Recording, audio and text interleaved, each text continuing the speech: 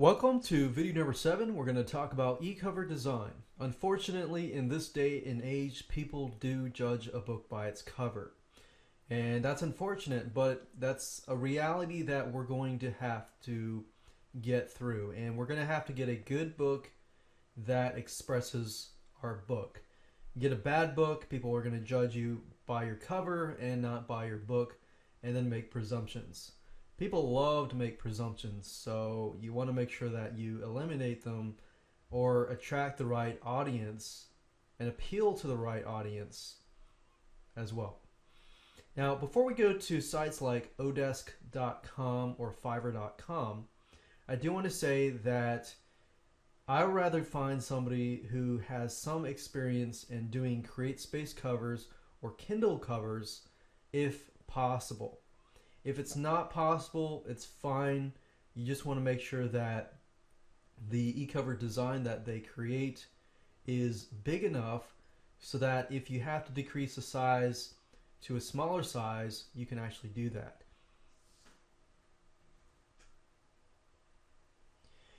So before you can find a freelancer to design your book image, you need to know the dimensions of your cover art for your Kindle, for your CreateSpace, for wherever that you are uploading the images to. Now, if you go to Google and type in Kindle dimensions, you'll likely be forwarded to this page. And as you can see here, it says requirements for the size of your cover have a ideal height/width ratio of 1.6.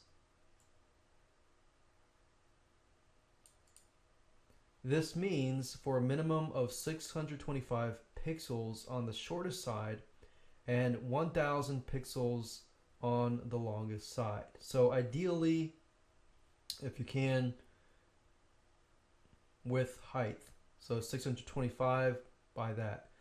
But what I found is if you can get a better quality by making your image this on the shortest side and 2500 pixels on the longest side, you can actually get better quality for your e-covers. So what I recommend is using this as kind of a rule of thumb, or even making it bigger if possible. The bigger the better, because if you ever have to decrease the size of your e-cover in the future and you get somebody to do it for you, it's actually very, very easy to decrease. To increase the size, let's say you make it this size here and CreateSpace wants a bigger size, then you're left in the dark and you're going to have problems, because increasing the size, you're going to lose resolution and the image is going to become fuzzy. So knowing this information, now you know how big the Kindle e-cover or the CreateSpace e-cover needs to be. Now, CreateSpace is a little different. Whatever size that you choose is obviously going to be the size. Now, before you go to find a designer, a lot of designers will use free stock photo images. And some of these images, they may not have the rights to do so. So what I recommend that you do is go to bigstockphoto.com, find an image that you like, and use that image. Make sure that you read the license for Big Stock Photo, but last I checked, you're able to use this for a book as is. So just read the license, make sure that what you want to do with it is legal, but in the majority of times with Big Stock Photo, it's actually legal. So do your due diligence on that. Now let's take a look at finding somebody who can design an e-cover for us. If you go to fiverr.com and type in e-cover, click on rating, and as we can see here, we've got people that will design a cool ebook cover. And I'm just going to open this up.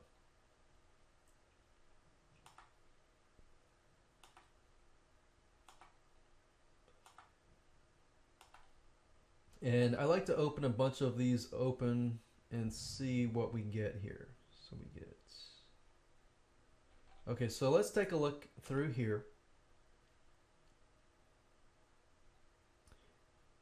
and see if what they're creating is good or not. Now, from my experience, taking a look at this person is good at developing kind of nonfiction books. Not a lot of fiction or creativity in this person that I see. And that's fine if your book is nonfiction. So let's take a look at here.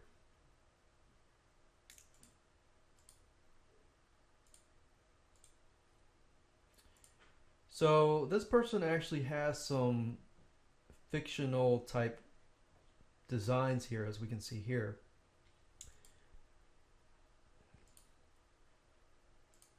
So not too bad, not bad on Fiverr. They have pretty good looking e-covers.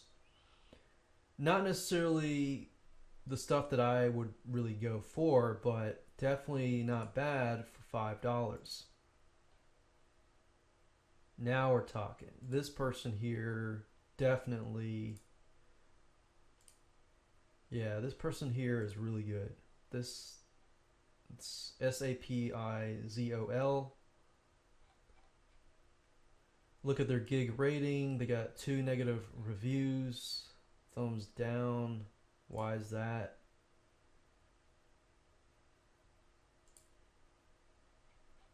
So 125 positive reviews, that's a lot better. So you're always going to find negative reviews.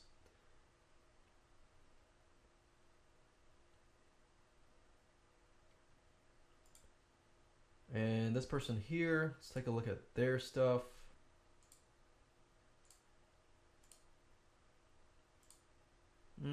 Not very good in my opinion.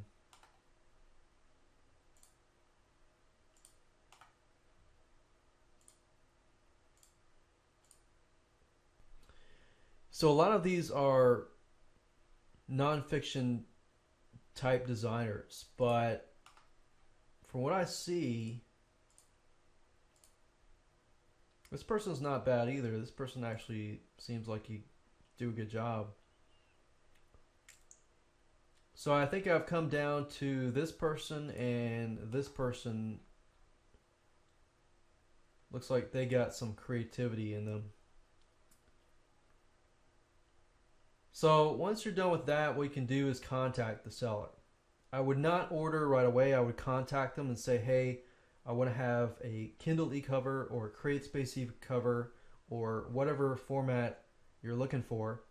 Make sure that they understand clearly what you want, the dimensions that you want, and that you will be using your own images in the cover, because you don't really want to use their images because you don't know where they got the images from.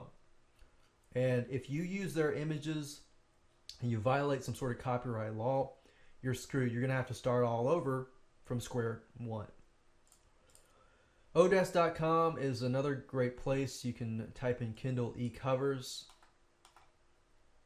and just take a look through here, see what we get.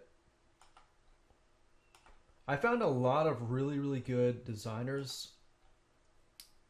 A lot of them they tend to be in the Philippines. That's just personal experience.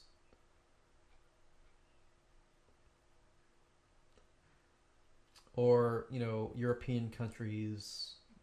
Found some in the USA, but really do your due diligence, obviously. If I look at these here, not the best.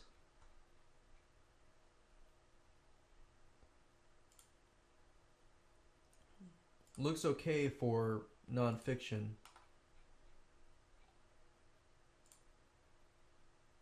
Now that looks pretty good. That looks good. Not too good here. Now this actually looks really good. This book cover artist is actually not too bad. So I would go through, look at their portfolio, but actually make sure that everything lines up. Say, let's take a look at this.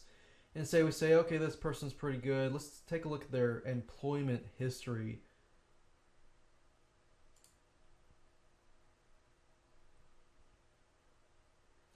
So this person had a lot of publication experience, so that's a good thing. So if their history aligns with their tests and align with your portfolio and the jobs that they do, that might be a good sign. Because some people actually plagiarize and will steal other people's work. So you want to make sure that they are legit by doing your research.